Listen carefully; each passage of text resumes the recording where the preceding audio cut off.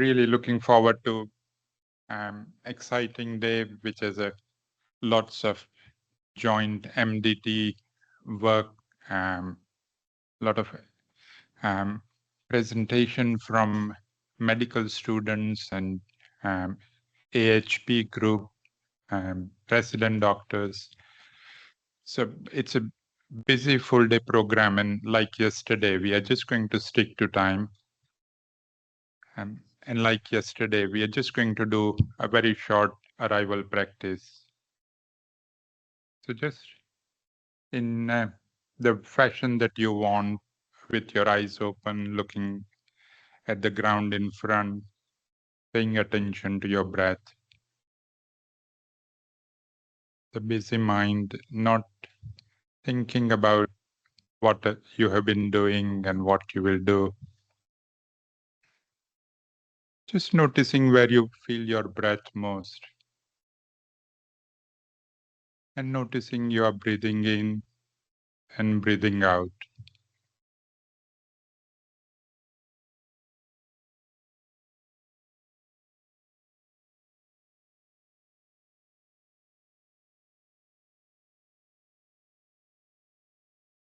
And that's the end of the meditation bell.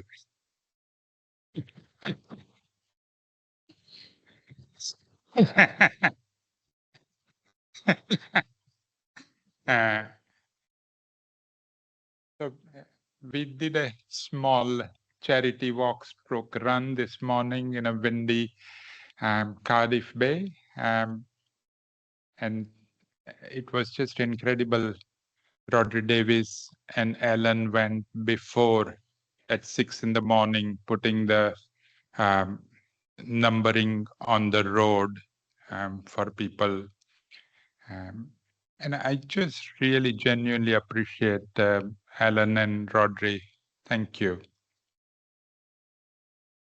And there is a QR code if you want to donate to mental health charity running in Swansea, Swansea Mind. Just going to leave it for a little while. And I hope this starts which not just being only science conference, but a community where we support each other. And with that, I invite the chair for the first session to take over. Thank you.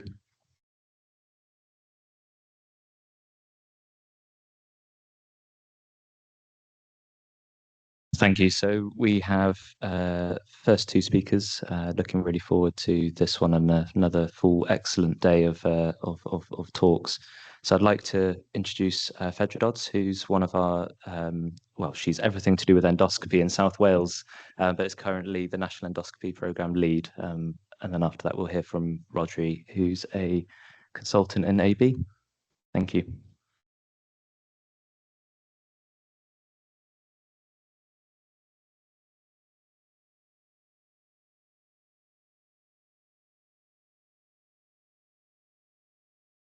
Thank you for inviting us to come and speak today and really reintroduce the National Endoscopy Programme to our community. I've worked with the National Endoscopy Programme on and off for the last, I guess, about 5 years, first as a clinical lead and now as the lead of the programme.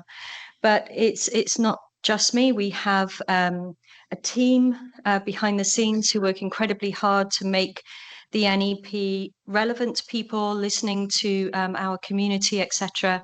And we would like you all to think of yourselves as actually part of the NEP. We want to hear your views. We want you to tell us what we should actually be doing to make endoscopy better. So the NEP at its core function, we have two directives from Welsh Government. One is to support endoscopy services to improve and become the best they can to deliver services for our patients. The other is for us to report the difficulties in endoscopy services right to the heart of government so we can actually collectively build strategies to improve things for our patients. We have an implementation plan that has been shared with the community, and we now work to the MAG, the Ministerial Advisory Group report that came out this year. But at the core of the NEP, what I would really like to do is to make sure that we serve the community. We've heard a lot about mindfulness over the last couple of days, and I really do believe that if we look after our staff and care for our staff and have staff who are engaged with services, it makes better outcomes for patients. So onto our JAG status in Wales, we have 4 units that are currently JAG approved in Wales. They've gone through the rigorous accreditation process. And I want to point out to the audience here that JAG in Wales is particularly difficult to get. And the reason for that is because when we compare ourselves to England, the JAG accreditation process in England comes with a big carrot, and that is that you can actually have bowel screening within your sites, within accredited units in England. Here in Wales, we don't really have that carrot at the minute for units to put themselves through the pain of the JAG accreditation process. But we do acknowledge that the JAG standards are the gold standard within endoscopy. It is our Bible for improvement. And we fully endorse using the JAG standards. Even if you can't meet all of them, it's really good to make sure that in your endoscopy user groups, you're reflecting back on the JAG standards and picking out bits that you can actually achieve, even if you can't achieve things like changing your environment overnight or maybe tackling the big waiting list that we know that we have in Wales. Recently, in the last couple of months, we have sent out a very, very short questionnaire to you all, wanting to find out what your JAG barriers are. The reason we kept it short was because we know that you're already overwhelmed, so we do not want to add to your load in work. We found that the highest scoring issues, there's no surprise there, it's about waiting times, but it was also about clinical leadership. And I think what is reflected here is that triangulation of the clinical lead for the unit, nurse lead for the unit, and the managerial lead for the unit, and wanting people to come together and create a synergy where people can actually bring their ideas and these ideas can come into fruition. The JAG barriers actually only took 2 minutes to complete, and we have fed this back to JAG, and I think they're going to take it on for a UK-wide way of actually assessing units.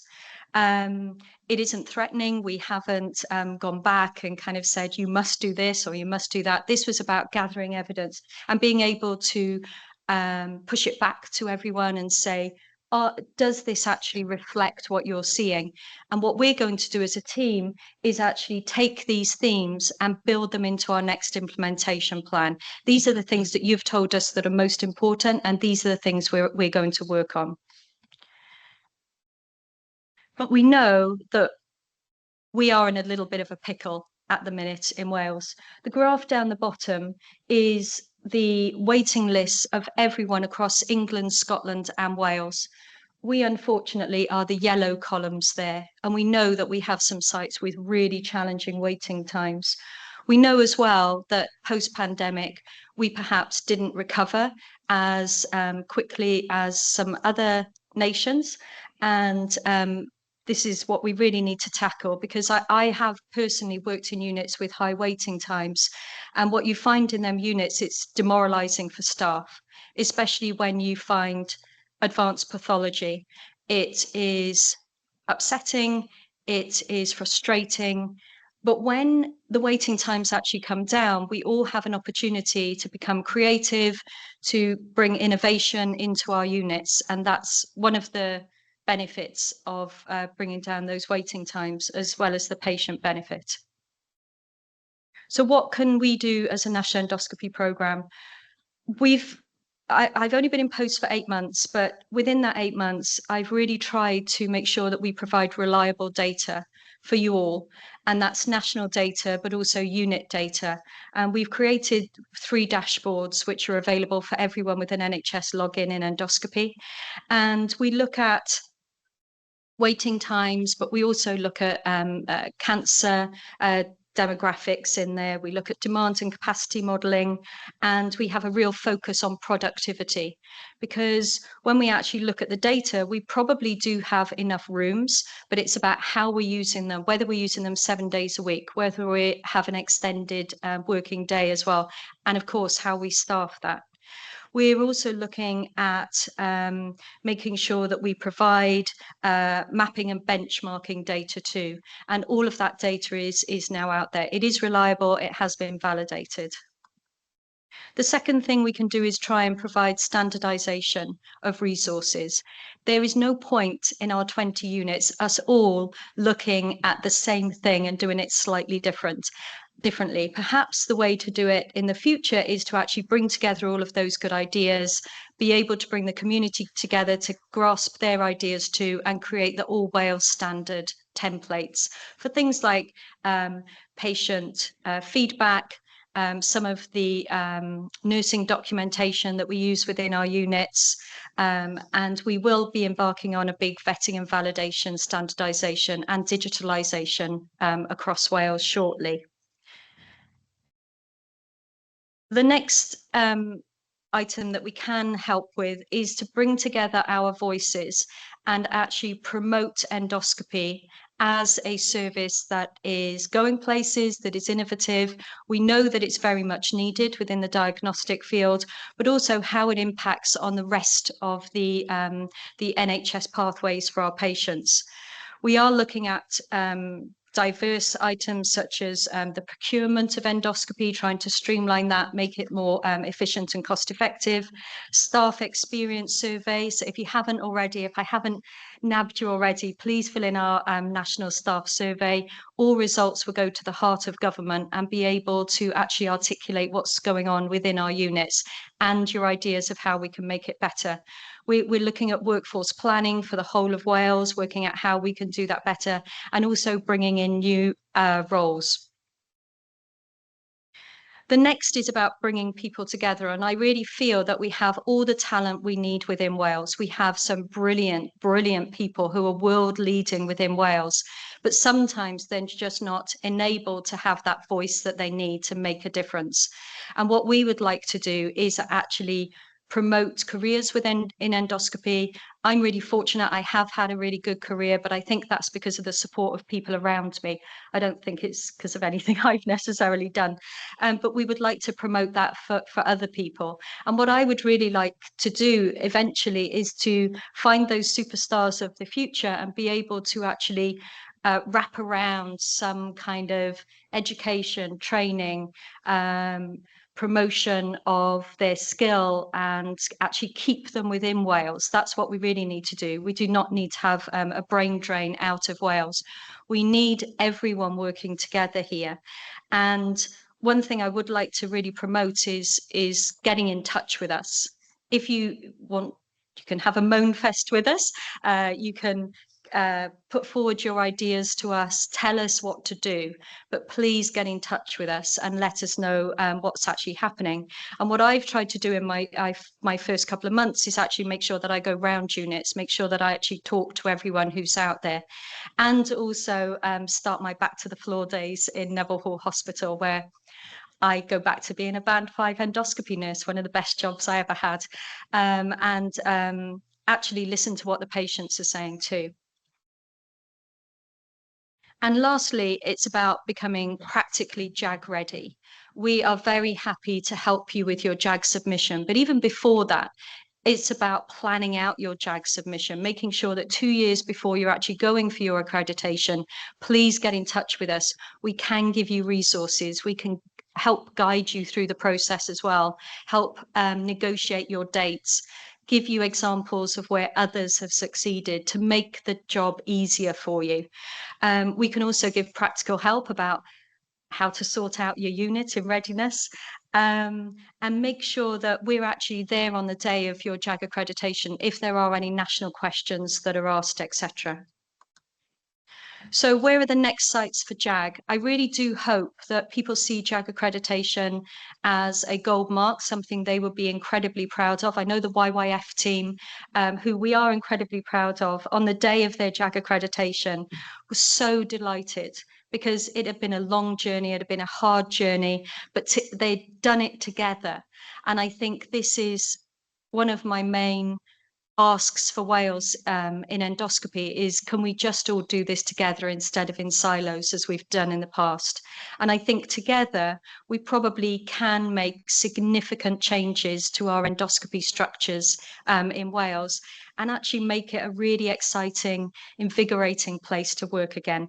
I hope that in the next couple of years we are maybe able to double the number of JAG sites across Wales. I think we do have some sites who, with support and maybe financial support too, would be able to go for their JAG. But I think it is a state of mind, really, more than anything else, a kind of can-do attitude that we need to employ. So thank you for inviting the National Endoscopy Programme to come and have the graveyard session today. What I want to really leave you with is that we are here to serve you. We want to be beside you. We do understand the problems, so we want to hear them, and we will work really, really hard to make things better. So thank you.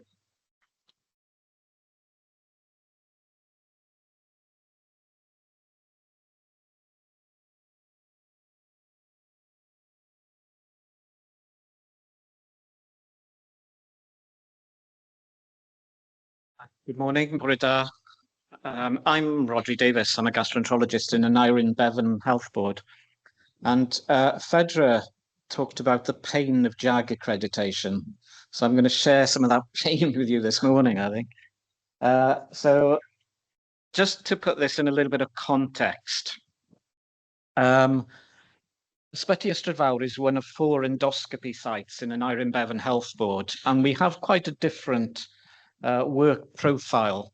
The Grange is an emergency centre, so it just does emergency endoscopy. An elective endoscopy goes on the 3 other sites. Ysbyty Ystrad Fawr does all the bowel cancer screening for Gwent. So it's got quite a colonoscopy-dominated practice. But Ysbyty Ystrad Fawr was the hospital we put forward for JAG accreditation. And like many units in Wales, we have sort of been prevaricating about this for many years, I think it's fair to say, and working ourselves up to it. But we finally took the plunge this year and applied for JAG accreditation. Our approach was slightly different, I think it's fair to say, than some other units that have gone forward to JAG accreditation. And it was influenced by lean management training. So I'm going to talk to you about making car engines in North Wales, because some of you may have been to the lean management training it's run by Toyota in Deeside. And we went as a colorectal MDT. So several members of the MDT went.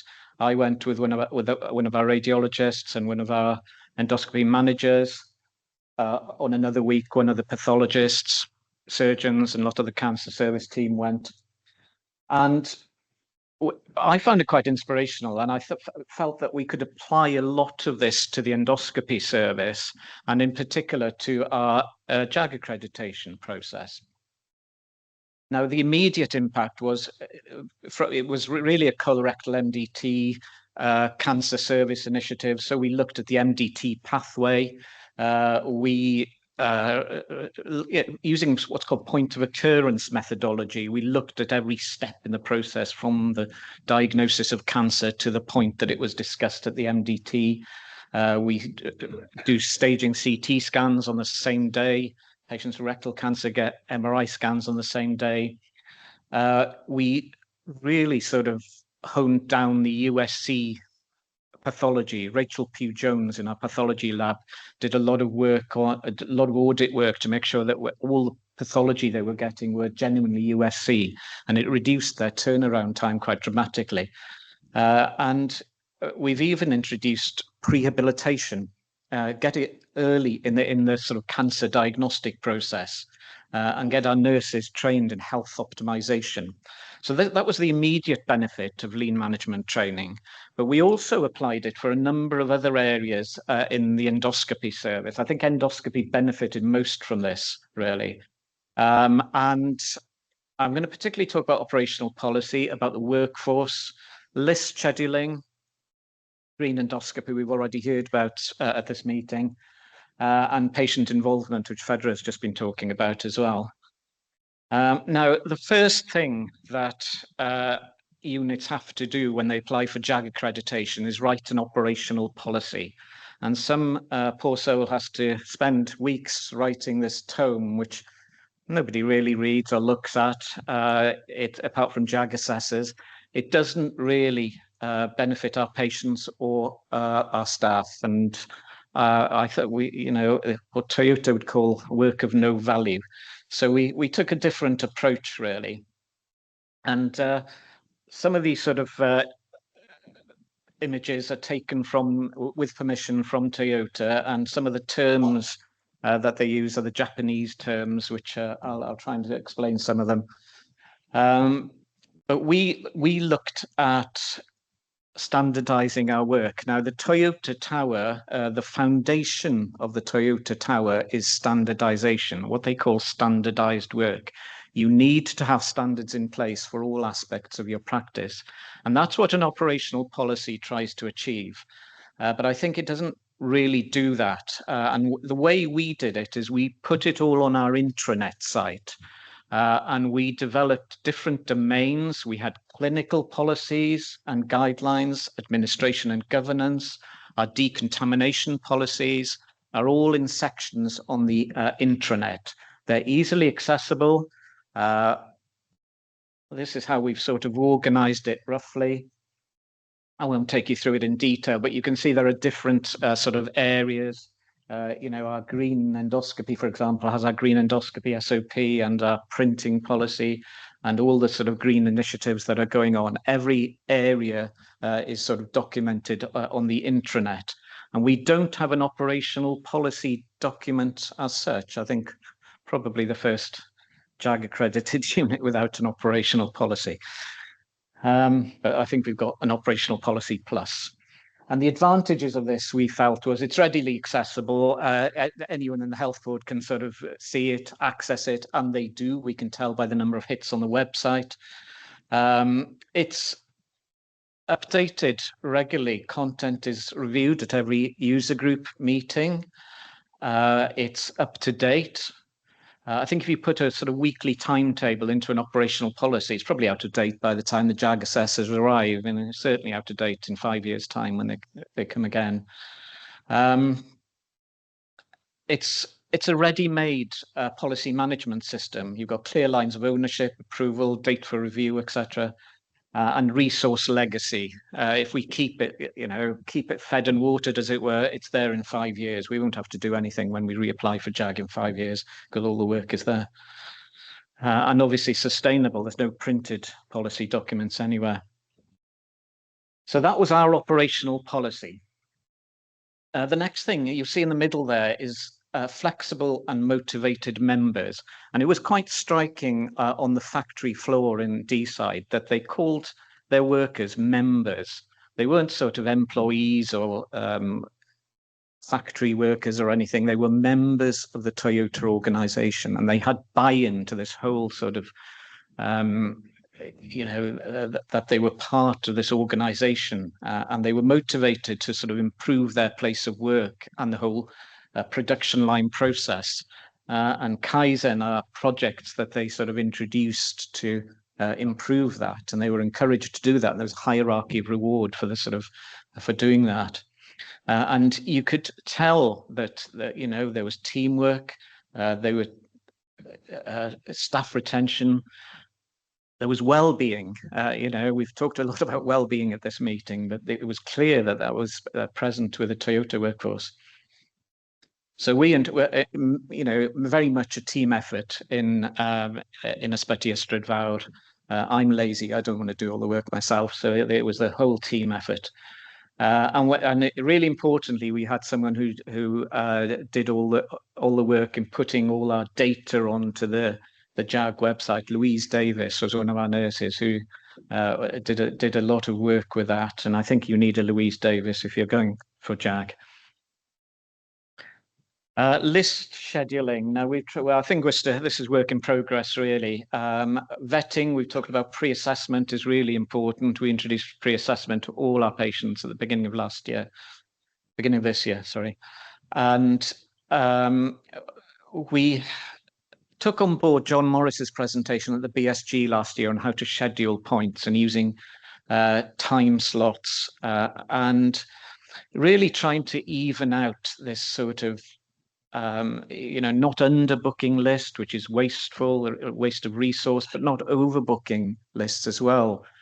We've talked about so much about how stress, overwork can affect people, and overbooking lists is really, really counterproductive at every level. And procedures aren't done properly. You get your post-colonoscopy cancers, your pugics. So really important that lists are scheduled properly. And I think this is something that would benefit from a sort of national standard and a policy on how many patients we should be booking on a list and over what sort of time slots.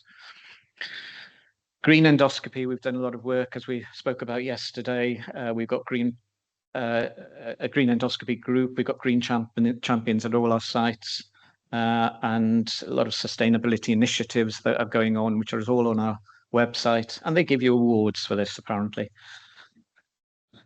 And the patient experience, which Fedra's already talked about, the patient experience framework document was published earlier this year, and it does have mandatory questions that we have to include, but also there are some questions that JAG require. So Fedra's amalgamated both of these things into the patient survey, which I would encourage you to also adopt. And we also have a patient representative, and she came on the day, and JAG lay assessor said, we never see a patient representative at JAG assessment visits. It was extremely valuable for us. And the lay assessor spent all morning with her practically. We put the digital platforms through the Bevan Commission. So this is really trying to promote it a little bit more, and hopefully sort of other units across Wales can benefit from this approach. And we were awarded JAG last couple of weeks ago. But importantly, the JAG, we were a bit nervous about this, but the JAG assessors did like what we did and how we had presented it and how we'd standardized the work of the service. And indeed, they called it a gold standard internet site development.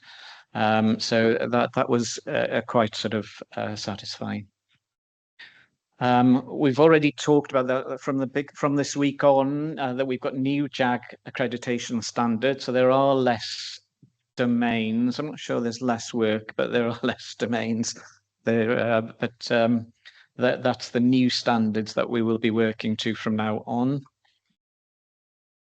So in summary, we've developed an endoscopy intranet site it's an evolution of the obsolete operational policy, and that's been endorsed by JAG. The internet site, we're developing content on this. I haven't talked much about that because it is work in development, and our clinical psychology team have been involved with that. And we're developing a lot of easy read and psychologically supportive patient information, hopefully to try and improve compliance and the patient experience. And there are opportunities, as Fedra has pointed out, for shared resources to support JAG accreditation. So there's a lot of people involved in doing this, but JAG facilitator, as I mentioned, really important person, getting the patient representative to attend. Pedram was our trainee representative who came as well, who was great on the day. But it's, specifically, it is all members of the YYF endoscopy team that have helped to make this possible. And I'm very grateful to them. Thank you.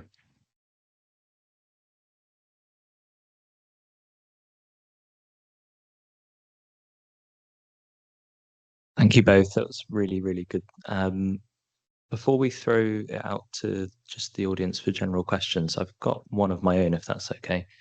So I was just going to ask very briefly about where training fits into the National Endoscopy Programme, especially with all the really excellent work that you've done with JAG and towards efficiency, if that's all right, Phaedra. Thank you. Just as it's something quite close to my heart, and believe a few others in the room as well. Education and training is central to us creating the endoscopy of the future that we want.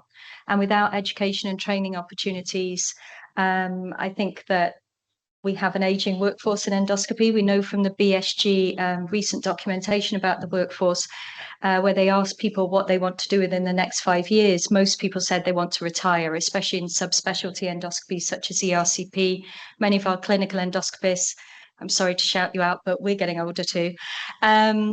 And I think that education and training has been shown to benefit the trainee, of course, really good quality, integrated education and training, but also for trainers as well. There's nothing more satisfying than seeing the people who are a little bit younger than you coming up and actually succeeding and actually doing better than you. And last year I worked within the HEIW Endoscopy Academy, and that is a wonderful resource. If we could get it funded properly and expanded, I think that it could be transformative within Wales. But from the NEP, we work in partnership with our HEIW colleagues, and hopefully together, and that's all of us, if people could think about becoming faculty on courses, devoting a little bit of time to actually the next generation of our endoscopists, and for the trainees to make sure that they're shouting out for what they want, what they think is best, what they actually need to succeed. I'm sure that we can come up with a really world-class system here in Wales. I think we have, as I've said, we definitely have the talent. We just need people kind of to have the opportunity to train people and for trainees to receive training. Thank you. I think we've got time for another couple of questions, maybe. Yeah, hi. Firstly, well done and congratulations. Phaedra, thank you for reinvigorating NEP and being such a great leader and showing some of the work that you've done. It's really impressive, so thank you. And Rod, well done to you and Team YYF for a fantastic achievement. Ben, one thing, training is very much part of JAG accreditation. So you get peer reviewed for all your training and you won't get accredited unless you're providing high quality training. So that's the reason why we need to make sure our units are peer reviewed and done it. Two things. Firstly, Phaedra, can we please adopt the slide that Rodri had of those slots as a Welsh standard, please? Because it'll make a massive difference to the quality that we provide to our patients. I think all of us working in the service would feel that's a sensible way forward, and it would really help with national demand and capacity planning if we had a standardisation of what the slots are. So I think we could be bold and innovative in Wales and take on John Morris's suggestion and make it our Welsh standard. So that's one as a plea. Just address that first. Yeah, go for it. So this week we had our strategy meeting within, we're now called Performance and Improvement. We were called the NHS Executive before. I don't know what we'll be called next week. But we actually have, I've been working with Jeff Turner on this a lot, and we've actually put forward a proposal to adopt John Morris's vetting and validation. And the way that we're framing it is that it's not about taking patients off waiting lists. It's not about just kind of cleansing lists. What it is it's about giving endoscopists the opportunity to do a quality procedure, giving them the time and the space so that they can do the right endoscopy the first time to a high quality standard. So we don't have patients being recalled. So we don't have patients, having half their pathway and not the other half. So we've actually put that forward. That's now going to go to the chief execs and COOs within their special meeting. And what we don't want to do is impose anything. So we are going to create in the next month or so I'm going to call it a clinical action group, because I think we have discussed points, etc., for a long time in Wales. So it's going to be a clinical decision and action group, and using a Delphi process, make sure that we, as a clinical community, actually agree with the John Morris proposals in its entirety, and then we can actually put that forward. And if the COOs and chief execs are going to endorse that, we can actually transform that within endoscopy. Yeah, and just one for you, Rod, actually. You've obviously used that schema, those number of slots on lists. So wanted to know what your views were, and also what would be a bit of gold dust is to tell us how you managed to transform your waiting times to be JAG compliant, because that I work in a unit which has got appalling waits, and I'd be really grateful to know how you managed to do it. Yeah, it's a balancing act, and I think our managers are a bit nervous that we actually introduced this because it seems to reduce the number of patients you get through on a list. But actually, if you sort of even out the workload, point appropriate patients for the appropriate list and that are well prepared for it. That means vetting them properly. It means pre-assessing them properly, making sure that they're prepared properly for the procedure. And that the procedure is done properly. And that, if you've got an overbooked list and you find a polyp and say, oh, I haven't got time to remove that, and you book them for it's just so wasteful and inefficient, and it compounds waiting time issues. I think if we do it properly first time round, making sure that the right patients come for the right procedure, it's much more efficient. Question here and then. That's fine. Good morning, both. Thank you both for a great talk, and congratulations, Roger, again on accreditation at Isputi Strafau. I hope I've pronounced that somewhat correctly. Fedra, you mentioned that in England there's a slightly greater carrot for going for JAG accreditation. Excuse me. How much of a role, if any, does just financial resource play in making it difficult to go for it, or is it really predominantly about the sort of work and the training that goes in within units? So I have worked within England. I worked within the southwest of England for 2 years. And what I saw there was that it does make a difference. It makes a difference having a financial incentive to go for these gold standard, because you can offset the resources that are needed to create models such as Rodri's put in. You can offset them by the financial gain that you get once you get accreditation. In NHS England a couple of weeks ago, I was really interested to hear that they're now giving financial rewards to the best performing units in England, rather than actually incentivizing and offering financial inputs into those that are really struggling. And I think that we need to reward excellence. We can't just be thinking that it's okay to maintain high waiting times because we know that there'll be government money to kind of dig you out of the ditch. We need to make sure that we have it on both ends of the scale. And I really would love to see a system where we reward units, and Hywel Dda have got 3 JAG accredited units. It must be said that they've actually managed to keep for over 10 years. And that is a real achievement, because that is about longevity. And I really feel that we should reward these units in some way, because they are going above and beyond. They're at the minute there are gold standard out there. How we do that may be difficult, but we're spending so much money on insourcing that surely some of that money can just be pumped into our units to reward those units who have gone above and beyond.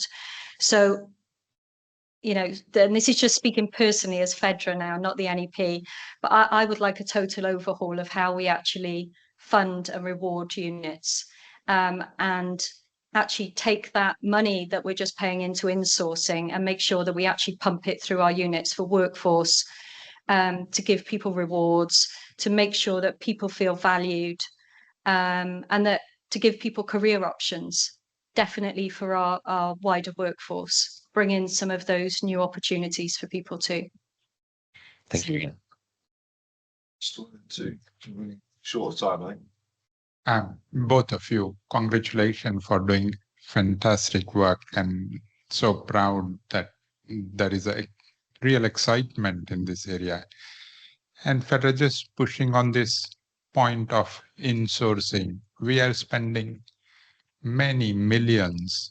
And what is crazy is colleague from surrounding health board come and do list in my health board, and colleague from my health board go and do list in the surrounding. And the company in London who's managing this, they get millions out of it. So why means we should be able to be a bit more adult and deal with this, have a weekend list that we can do and get our trainees.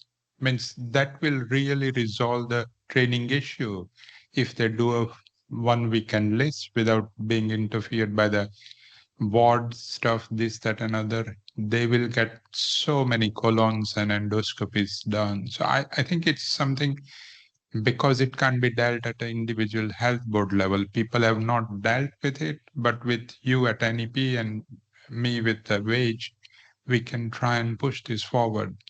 I think we all need to shout about it collectively.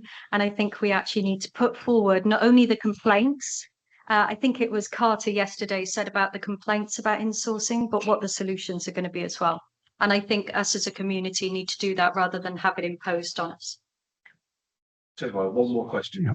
Thank you very much. This is really touching on the area that I think is our biggest challenge at the moment, is this gap between the demand and the capacity that we have. Our waiting lists, through a piece of really cynical electioneering, are going to drop because we're throwing money at an incredibly wasteful means of endoscopy through private companies outside of Cardiff. So our Cardiff waits are going to improve over the next year. And suddenly some of that incentive for really looking and focusing resource and thought is going to be lost, because we're going to look better through a wasteful activity that doesn't actually address our underlying problems. I think what I think would be very helpful, my question to you is, how do we better capture and use demand capacity gap as the metric to drive the change that we need? Because this is hugely long-standing. None of these problems have come up overnight. These are now baked into what we do in Wales. And if we can't change this, then they're just going to carry on forever. And we're not providing training opportunities appropriately. We're not expanding our workforce. And then lo and behold, we're not able to appoint to address this fundamental problem. I agree. I think that money should go towards transformation rather than quick fixes, which make other people rich. I think that one opportunity that we do have is that soon we're all going to be on the same endoscopy reporting system. And that means that we can actually capture data. We can capture data about productivity. We can capture data about demand and capacity, but also quality of the procedure. And I think this is what we need. We need the data, but we also need the anecdotal evidence as well. And then we actually need to present that, but we need to come up with our own solutions, because the only solution that's on the table that a lot of people can see now are these quick fixes. We know that it's going to take a while to transform. We know that it's going to take, Rodri's been working at JAG for, I think, about 5 years or something. It is going to take time, but we need to be given that time. And if reducing waiting lists in this short term is going to give us that time, then we all need to be able to support transformation. And we do need to have a voice to be able to say, we don't actually want this within our unit. What we want is this, and we need to have that kind of collective voice. And just putting myself out there, but if you ever need support from the NEP, please do write to us and say, and invite us to come and speak to your execs. We will support you. I honestly believe in transformation rather than insourcing. I do think insourcing has become a bit like an opium addiction, really.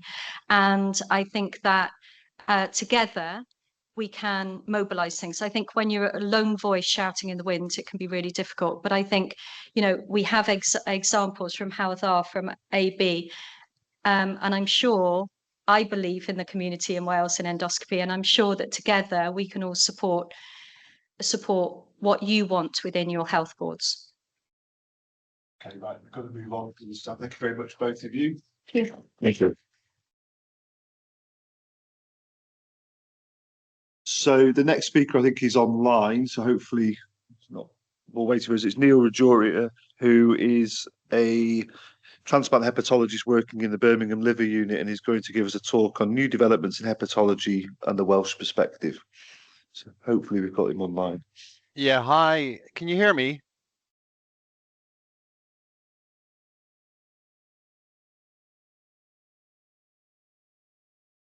Hello, can you hear me? Oh, check. We can't hear you. Give me 2 seconds.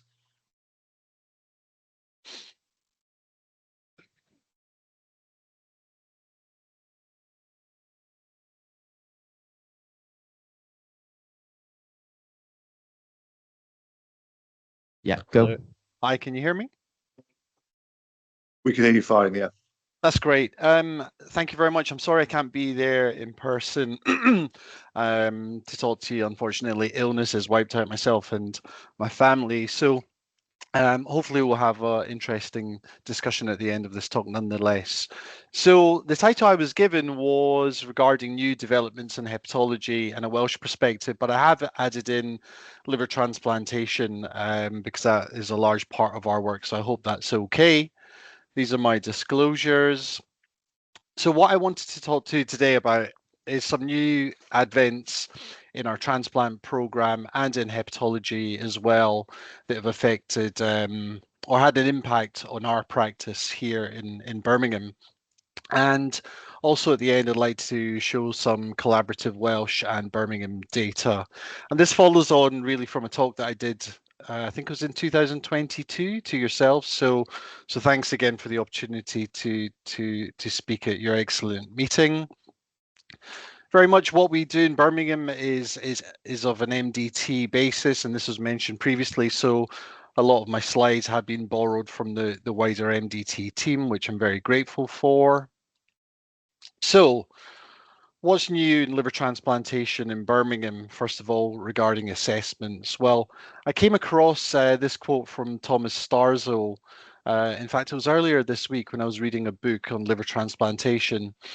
He's the pioneer of liver transplant, doing the first in 1963.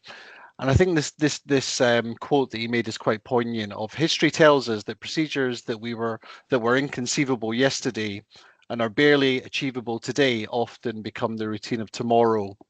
And that very much applies to some of the new novel technologies in liver transplantation that I'll come on to talk about. So in the UK, we're doing about 800 liver transplants per year. You can see the figure on the left shows ourselves and King's as quite high volume centres. And the one on the right shows what I would say is excellent 1 year survival following transplant of 95%. I think this has actually increased recently to 98%, with 92% 5-year survival. So excellent survival odds following liver transplantation.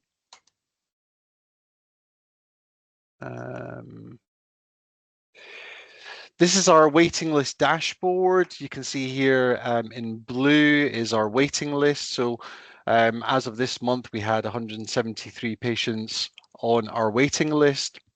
This has gone down from 200 earlier in the year. And then you can see in the orange and grey, these are patients who are added to the waiting list or transplanted. And in the yellow is removed. And these figures largely do stay relatively consistent. So this is the waiting list pertaining to patients referred from yourselves in Wales. You've probably seen this before looking at referral zones.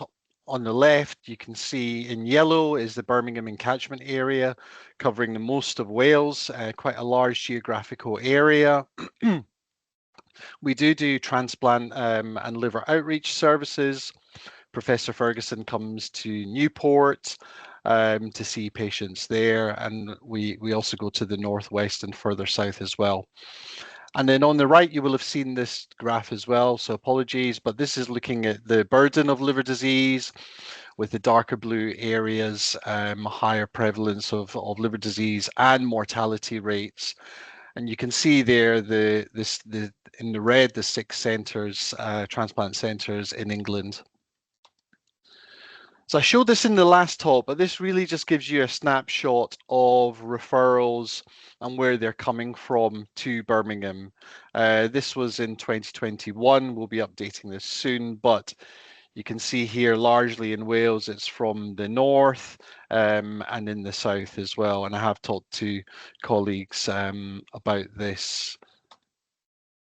So looking at the transplant process in itself, so historically we did the majority, in fact, all of our transplants as an inpatient and opened up an outpatient assessment unit in 2010. Still, there are transplant units that do the majority of their transplant assessments as an inpatient. But in Birmingham, we've moved away from that. And in fact, now we do about 90% of our transplants as an outpatient. Some of you have come up to Birmingham in sabbaticals and spent a day here or two or even longer, and will have seen our maybe slightly old, outdated transplant assessment area. This has changed recently. So this year we've opened up the Edmonds Transplant Centre. This is a new state-of-the-art solid organ transplant centre for all organs, including liver. You can see here Professor Armstrong in a consultation area taking a selfie. This is a state-of-the-art area that there's been a massive amount of investment for, which includes a world-class physio assessment area, observation bay, seminar rooms, consultation areas, and houses for the whole transplant discipline program. And this does really serve as an open invitation. If anybody wants to come and spend time with us up in Birmingham, we'd love to host you. So historically, the primary indications for liver transplant tended to be in light beige yellow here, autoimmune, but unsurprisingly in the purple over the recent years, this has evolved to alcohol, and in the orange fatty liver, or now called MASLD, being the main etiologies of liver disease and liver transplantation. And this is really going to be the majority of patients that you see and I see as well in the forthcoming years. I borrowed this from Professor Armstrong. I think this is really interesting. This picture in the left here looks at fast food outlets per capita of the population, with the darker green areas, a cluster of more fast food outlets. And in the middle one, this is the same figure, but looking at the density of pubs. And you can see there's a general correlation between the two. And when you superimpose the graph or the picture that I showed earlier, it does indeed look like there are hubs of fast food, pubs, all the bad stuff for MET ARLD, and as a consequence, probably MET ARLD moving forwards. So the minimum listing criteria haven't changed. You're all aware about the UKELD score and the minimum listing criteria of a score greater than 49 for going onto the transplant list. I must say that now we are moving to listing patients probably with higher UKELD scores of around 55, looking at the average of what we're listing at present. But it is important because as patients' UKELD score goes up, the prognosis goes down as well. So patients who are bordering on a UKELD score of 60 are approaching a 50% one-year mortality. So if you have a patient whose UKELD score is around the mid-50s, these are definitely patients who we would see as on an urgent basis, or if you have them on the wards, be talking about potential inpatient transplant assessments and transfers. So I must say, over in Wales, you guys are fantastic at referring patients and in a very timely fashion. The Child-Pugh score still is the best system for evaluating prognosis, and you can see when the Child-Pugh score goes to B that the survival definitely drifts down, and then further so at Child-Pugh C. One thing that I have become aware of, and I don't know about yourselves, but maybe we can discuss it at the questions afterwards, is that patients do come and say, listen, doc, what stage of cirrhosis am I? Referring to the Baveno and the DeFrances classification. Am I compensated, decompensated, stage 1 or stage 4? And it does matter because once the patients become decompensated and develop ascites, the mortality goes up dramatically at 1 year from 3% to 20%. So again, if a patient's developing ascites, these are exactly the kind of patients that we would want to know about and be referred. Hepatic encephalopathy is very important and, as you know, often debilitating. This is a slide courtesy of Professor Shawcross, summarizing a study a number of years ago, looking at patients and their presenting complication of cirrhosis. So in the light blue here is patients who had no complications at presentation, and you could see their 1 year mortality is 17%. However, if they had hepatic encephalopathy as a presenting feature, the mortality at 1 year went up to 64%. So encephalopathy portends a poor prognostic sign, and definitely patients that we want to know about. And I am mentioning this because there is a treatment that I'll come on to later in the talk and that we've had some quite good success with. Looking at liver transplant assessments, so where are we here in Birmingham in 2025? Well, there's always parts of transplant assessments happening every day. So in part one of the assessments, this is when patients come up for investigations, tests, meeting a coordinator and a dietitian. Part two is when they have a full education process, they get consented and see the wider MDT, and the patients are presented then on a Friday. There's also our flagship waitlist clinic on a Tuesday afternoon when patients on the waiting list are seen. We also have some new patient support groups, which the patients find very helpful as well. What we have done is now extended part one transplant assessments to Liverpool. So we've had, I think it's 18 patients now who have had their part one process done in Liverpool. And I know there have been discussions between myself and probably some members in the audience there about part ones being able to in the future potentially be done in Wales. This is something that's certainly in Birmingham we would definitely be open to, because I do appreciate the massive geographical distances that patients from Wales have to travel to come up and see us in Birmingham. So maybe this again could reignite discussions regarding that and the Welsh population moving forwards. I just wanted to move to a case. So this is a very common case of what we're seeing in Birmingham, a 61-year-old gentleman with some bipolar disease, stable, living with his mum, who has multiple comorbidities. So obesity with a BMI of 45, type 2 diabetes on dual therapy, dyslipidemia, non-smoker, and a bit of arthritis. So really bread and butter, you'll be seeing countless of patients like this on a regular basis. He presented with fatigue and tiredness, reasonable liver function, as you can see, some small varices, but on imaging had a small lesion, you can see there in the right lobe, confirmed on CT as an HCC. He had good liver function, as I'd mentioned, was Child-Pugh and a low UKELD. This gentleman had TACE locally and was referred for transplant assessment. Now, as part of that assessment, we do a cardiovascular workup, because you can imagine in a 61-year-old with a high BMI and diabetes may indeed have occult cardiovascular disease. As standard in the transplant assessment process, patients have an echocardiogram, an ECG, pulmonary function tests, and saturations. But in the last few years, we have now become aware that patients' hearts really, or mischief due to their hearts, often as a consequence of cirrhosis, manifests at times of stress, like an infection, like a variceal bleed. And you can see here that there are a lot of pathophysiological changes that can occur in advancing liver disease with the heart. And these are often only unearthed when we do stress testing. So a lot of you will get letters from myself and colleagues asking about the abilities to do stress testing locally. So what do we do here in Birmingham? Well, we do MyoView, so nuclear medicine stress tests.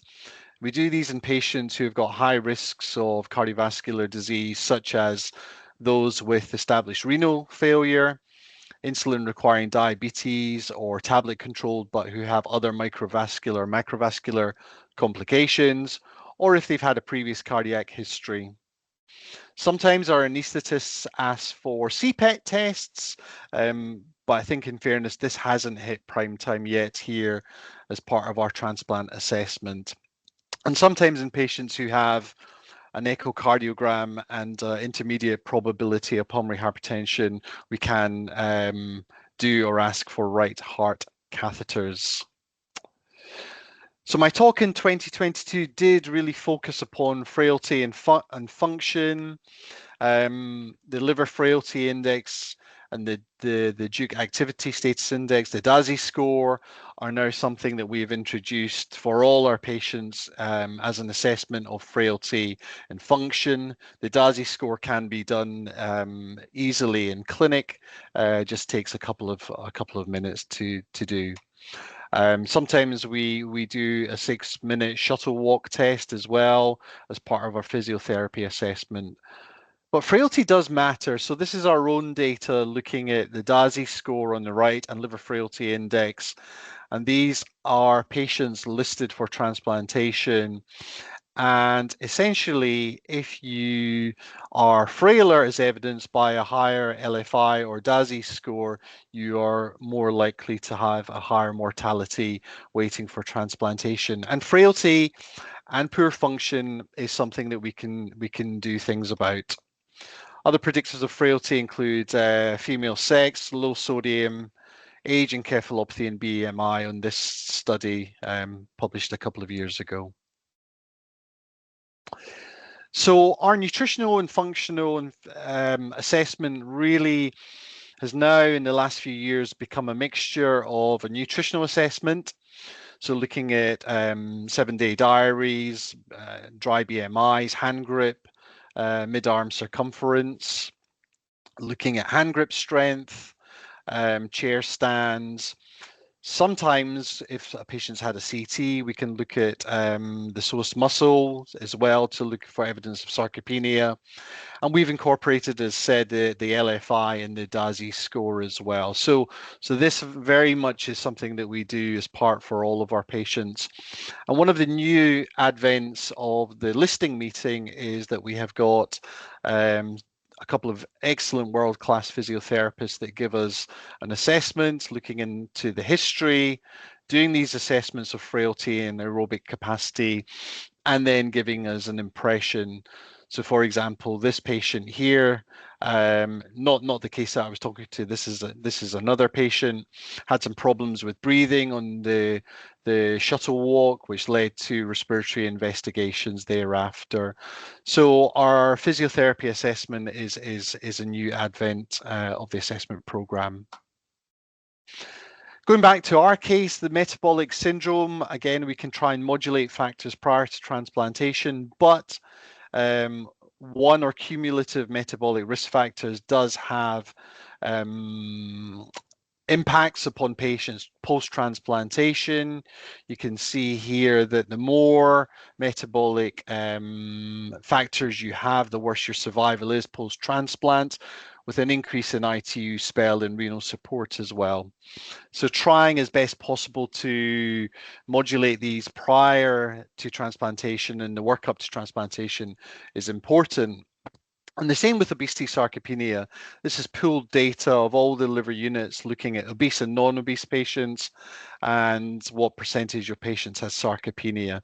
And if you had obesity sarcopenia, it was more likely post-transplant that you would be in for longer, with again more ITU and renal support and readmissions as well. So really that's a focus that we should be looking at. So I was going to do a straw poll as to what people thought, whether this patient should be listed or not, but because I'm not there, I wouldn't be able to see your hands. So in this high-risk patient, he was deemed high risk across the board, but he was listed pending optimization with weight loss and a favorable ongoing functional assessment. And with exercise, with protein supplementation, he did manage to lose fat and weight, but preserve muscle function, and was listed for transplantation with a successful transplant. So moving on to the next part of the talk, what's new? I thought I'd talk about new indications. So what's going to be coming very soon is liver transplantation for cholangiocarcinoma. This has been going on in other parts of the world. A series from North America has shown that 56% of patients following transplant for cholangio are alive with no recurrence at 5 years. So this is being introduced into the UK in the forthcoming years. I did have a slide about looking at the pathways, but it is a very complicated, convoluted slide, so I've left that out. The same applies to colorectal mets as well. This will be expanded indication for liver transplantation coming very soon to yourselves. And liver transplantation for NETs is in prime time. This is occurring, and so I thought I'd spend time speaking about this.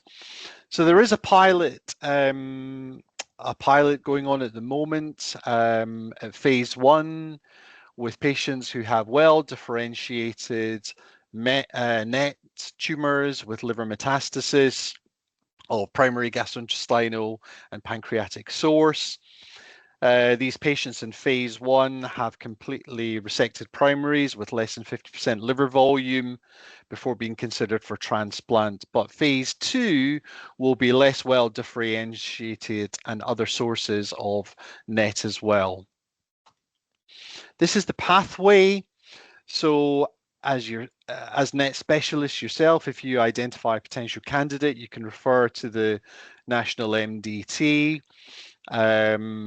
You would then be logged into a MDT on a Thursday morning once a month, where the national MDT could advise regarding eligibility and link up for the patient to come to a transplant center where they would be formally assessed.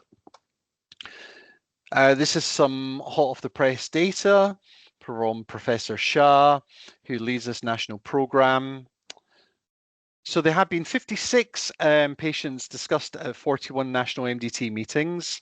22 highlighted here were not suitable for transplantation, 13 being deemed too high risk, 9 being deemed too early. From the national MDT, 25 were identified as potentials, but only 6 were suitable for transplant. And from the national MDT, another 9 were identified outright as being suitable for transplant. So this meant that 15 patients were identified and 14 went on for a transplant assessment. 12 were added to the waiting list and 8 have been transplanted so far. So overall, 14% of patients who were discussed at the national MDT have been transplanted. So a relatively small number. Looking at these patients, the 8 patients, predominantly female, middle-aged, all but 1 were from small bowel primaries, 1 was from pancreas, and the waiting time varied from an amazing 5 days on the waiting list to 11 months. All patients remain well post-transplant under surveillance with no recurrence seen to date. This is where the referrals came from, and one of the referrals to the national MDT has come from Cardiff. So if you want to speak to colleagues, and I'm more than happy to send these slides on for dissemination later on, you can contact Professor Shah, and in time, Dr. Dasari will be leading from the colorectal and cholangio programs.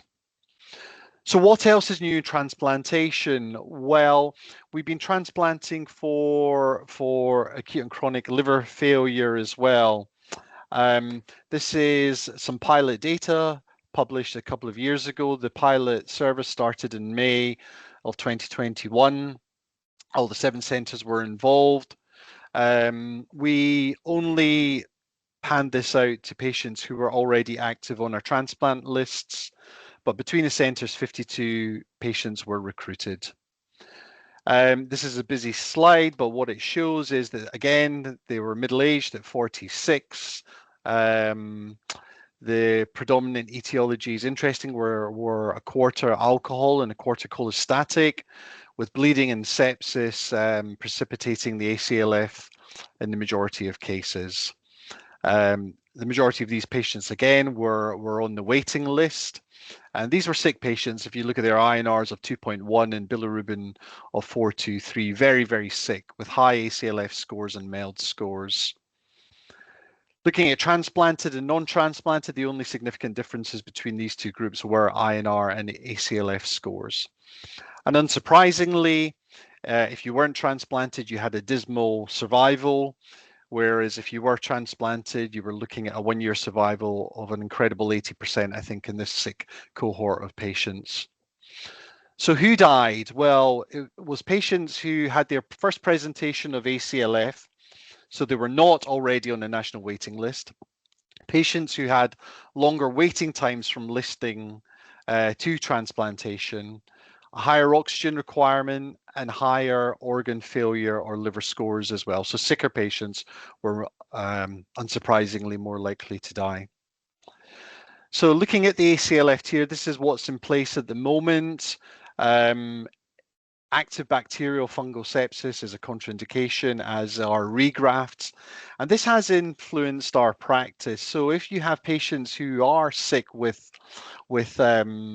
very high bilirubins, 200, 300, but not quite yet reached organ failure, then please do discuss them with ourselves, because these are the kind of patients that we'd like to get across for transplant assessment so we can get them on the list, because they could very quickly develop ACLF and then be patients fulfilling the ACLF tier.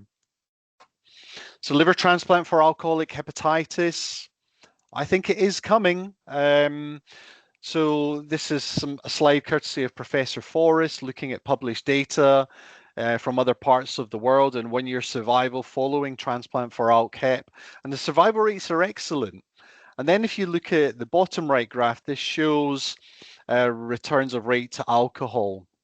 And they are, in the grand scheme of things, relatively low, especially when you compare them to alcohol recidivism rates post-transplant for chronic cirrhotic patients. They are comparable. So the question is being asked regarding alcoholic hepatitis, and I think there will be two categories of patients: those who have an ACLF type of picture, who are very sick and got no exit, and potentially those patients who are on your wards, who maybe be steroid non-responders, who are there for 6-8 weeks with bilirubins just going slowly up and up. These may be patients who we're asking the question about transplantation as well. So what else is new? I thought I'd touch upon machine perfusion. This is something that's really revolutionizing our practice in transplantation and will be impacting upon your patients. As you're probably aware, there are two types of donors.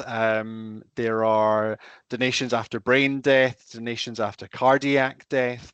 And traditionally, these DCD organs have been considered less optimal, with increased risks of biliary complications, things like reperfusion syndrome, delayed function, and longer ICU spells. Being able to describe this to patients is very difficult. So historically, I use some football analogies, and being a Liverpool fan, Steven Gerrard was the DBD. Although Rodri mentioned about cars and car garages. So, you know, a high-spec Lamborghini was a DBD and a Porsche was a DCD. But there has been an increasing national reduction in DBD donors. More DCD now. You can see here our organ utilization in Birmingham has increased the DCDs recently. So machine perfusions, what they do is they allow preservation of the liver during transplant with a circulating perfusate mimicking blood flow. This can be done at source when the organ is being retrieved. It can be done on transfer and when the organ reaches ourself. And this has been found to improve graft survival, reduce the complications of transplantation as well. And also it means that these technologies can assess the viability of the graft, which is a really cool thing. And sometimes you can keep grafts on these machines for even up to 24 hours, which can be logistically very helpful as well. In the advent of time, I won't go into too much detail, but there are different types of machine perfusion with 3 main types available. And certainly we've got a business case here in Birmingham to try and evolve this out so that all our organs have got at least 1, if not 2 types of machine perfusion moving forwards. These can be applied here, as you can see, at any stage of the retrieval process. This picture really highlights that moving forwards as well, this may be an opportunity for being able to change the organ's dynamics, potentially defatting the organ, gene modulating the organ, or doing some fancy things like nanovectors as well moving forward. So there may be therapeutic targets being able to be implemented by hooking the liver up to a machine. So a very exciting time for ourselves. And this has meant that we've been able to increase our utilization of the DCD pool. Moving to a different track, hepatic encephalopathy. As I said earlier, portends a poor prognosis. So one thing that we have been using quite a lot of recently is LOLA, which has L-ornithine and aspartate as well. And this converts ammonia through the urea cycle to urea, enhances the detoxification of ammonia, can be used IV or orally, but it is unlicensed. In 2019, the BSG did a review of 14 studies with 2 finding beneficial effects, including this paper here from Genital in hepatology, where LOLA, along with standard of care, which was rifaximin and lactulose, was found to have higher rates of improvement of HE, quicker times to recovery, and lower 28-day mortality. So the BSG position was that this could be considered if lactulose rifaximin aren't working. So this is some sneak data from next week's Basel presentation from some colleagues of mine. We've looked at a year's worth of data, LOLA prescriptions, found 23 patients, majority male, UKELD 54, again, a predominance ARLD and MASLD. And the majority of these patients, over half, had grade 2 or 3 encephalopathy. And on treatment, this went down to grade 1 after 3 days. So this is something that certainly has become more in practice here in Birmingham. Very quickly, just in the advent of time, surgical assessment in cirrhosis patients. You're all probably aware of some published data and guidance from the BSG in Basel regarding this. EASL has just recently published in the last few weeks their clinical guidelines on surgery and cirrhosis with some excellent figures, I would say. So that's definitely worth a read. Interestingly enough, one of their entry assessments is using the Vocal Pen score and not other scores. So I definitely recommend reading that. Some other services that we have here in Birmingham, I've highlighted here in red.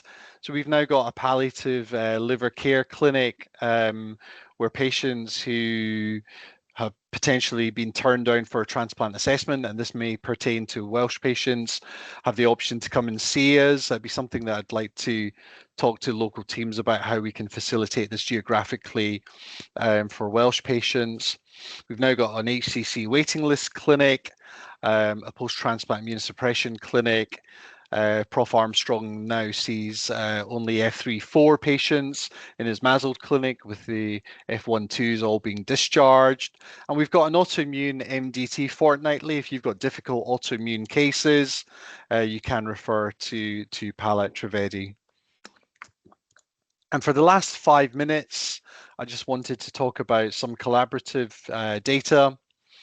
So this looks at transplant assessments in 2023 and 2024 between England, Wales, and the Isle of Man, although not a country per se. So you can see here from yourselves, in 2023, we had 60 assessments, 46 and 24. The majority are male, and about half of these patients are being added to the waiting list. In 2023, this made up 18% of our assessments. In 24, it was 19. Again, the majority, as I said, were male. 73% were white, 84 in 2024. I didn't have etiology data for 23, but from 24, unsurprisingly, 40% ARLD and 20% NASH. We hadn't substratified for MET ARLD at that stage. This just shows pictorially the number of patients added in purple here from Wales in 23, in green in 24. And just looking comparatively, comparing England and Wales of how many, what percentage of patients are added from the assessments. The figures are very similar, so 54 and 58%. So although a larger volume coming from England, the percentage that are getting to the waiting list are the same. And very finally, just wanted to mention a collaborative project that we did in 24 when Araj did his 3-month sabbatical with ourselves. This was following on from a potential clinical question of some concerns about sarcopenia and a mention of inavailability of protein supplementation. So we did a retrospective review over a 2-year period, looking at where the patients came from, nutritional assessments and impacts on outcomes. So in this 2-year period, 108 patients came from Wales, of which at the point of data capture, almost 50 were transplanted, almost a third remained active and a quarter were declined. Again, in blue and red, the majority of patients were MASLD ARLD. Why were patients declined? Well, 10 were high risk and 5 were deemed too severe sarcopenia. So in the referral letters, 17% commented on nutrition, and of those 108 patients, only 14% were established on any nutritional support prior to referral. Looking at nutritional risk at the listing meeting, and those listed, the majority were moderate, and those not listed, the majority were high risk nutritionally. And this gives a breakdown of what nutritional input they had once they reached our transplant assessment process. So the take home for me was that there was a large base of referrals. The majority were either listed or transplanted at the end of the analysis, but less than 20% had nutritional input or supplements, with the majority being moderate to high risk as well. And one could speculate that earlier intervention may have had benefits on these patients. So this could fuel discussions regarding some sarcopenic or functional assessments that we could share between us. But when we have looked at other geographical areas, it's a very similar story. So this data doesn't, or this message isn't just from Wales. So with that, I'll take any questions. I'm sorry, I may have overran a bit of a whistle-stop tour, but definitely keen to hear thoughts about what we here in Birmingham can also do better for you and your patients. Thank you very much.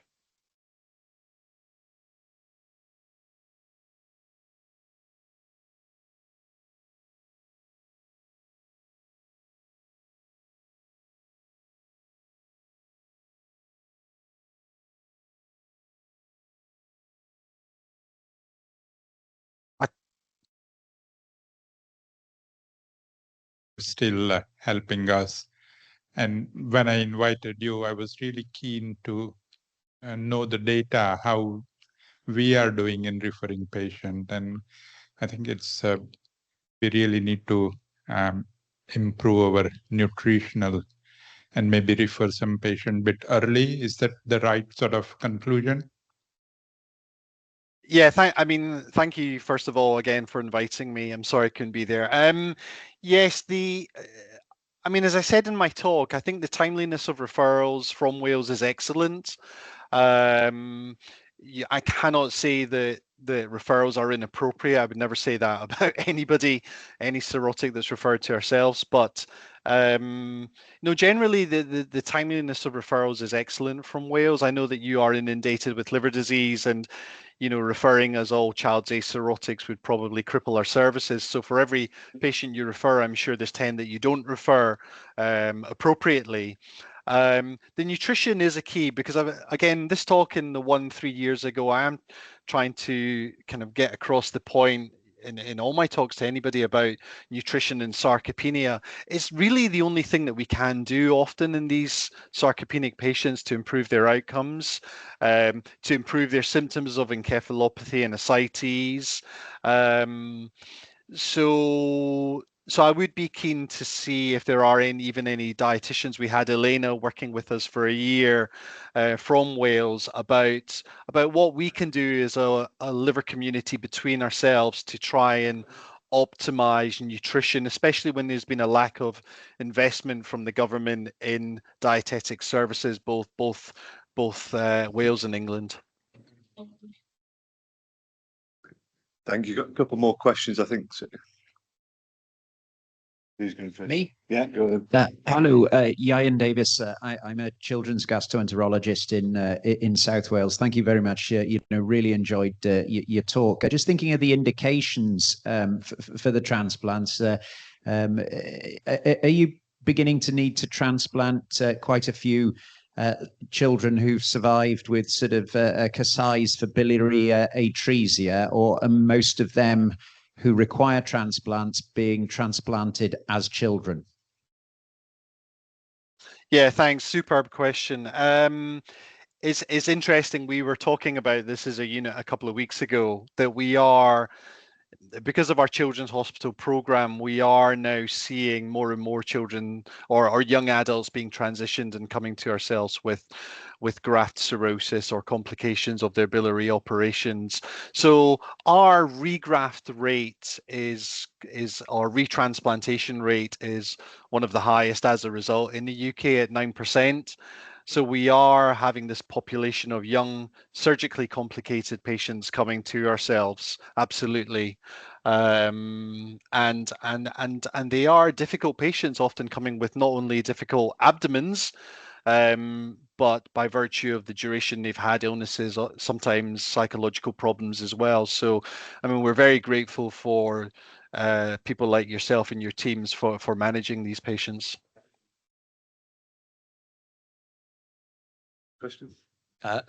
Neil, Andrew, nice, great presentation. Thanks for that. I just wanted to highlight to the members of the audience that Tom, when he's national lead, developed a really good nutrition tool for patients with cirrhosis that's available for people to download, for patients to download, and we get printed copies out as well. So I highlight clinicians to that resource.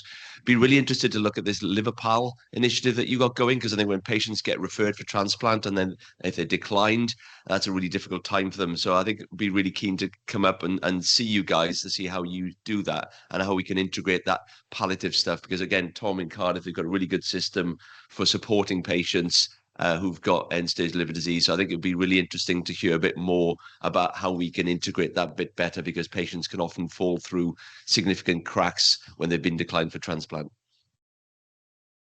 Yeah, thanks, Andy. I completely agree with you, and that was one of the reasons why we're starting this clinic, this LiverPal clinic. The construct of it is it's myself, a palliative care consultant, LRTC, and potentially a cirrhosis CNS, and we're hoping to get a palliative CNS. So in fairness, there's a lot of people in the room at the same time, but we have noticed that following our transplant assessments, especially from the outpatients, and a lot of your patients come that way, they can go to our assessment meeting and we can say no, and then it's discharged back to you guys, which to me seems reasonably unfair and not an optimal service. So definitely, once we have it with more numbers and some data, there's a palliative care SIG in December where I think they're going to talk about the new palliative care liver questionnaire that we could all use throughout the UK. We'd more than happy be able to to try and have something that we could work on collaboratively. And it may well be that it's patients come to yourselves and we log in by Zoom or Teams, using modern technology, because I don't think it's necessarily fair to bring these patients all the way back to Birmingham for this, but we should be helping the patients at that difficult time of their illness. Yeah. Okay, we are going. We've got one more comment, and then we're going to end because we need to go for coffee. Thanks. Thank you very much, Tom Pembroke from Cardiff. I'd just like to correct Andy. It's Claire Constantino who came up with that nutrition resource, and she's a complete force and so much good for dietetics in Wales. In terms of the supportive care and palliative, I've really noticed the input of OT, and I was wondering if you've had access to OT in these advanced liver patients and how you use them best, because I feel this is a real trick in this frail, complex group who have potential to recompensate. Yeah, hi. No, it's a really good point.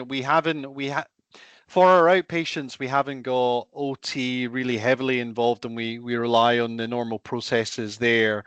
I mean, our palliative care services as inpatient has always been very good. We have a palliative care team coming once a week to our ward round, and they go on the ward a few times a week. And they do liaise closely with the ward OT, but that's definitely something that we could get better on. And if you're using it, maybe drawing your own experiences as well. Great. Thank you very much, everybody. Bring the session to an end. Thanks to all the speakers for fantastic talks. So coffee now. Please go and see sponsors, circulate around there, and we'll see you all back at 11. Thank you.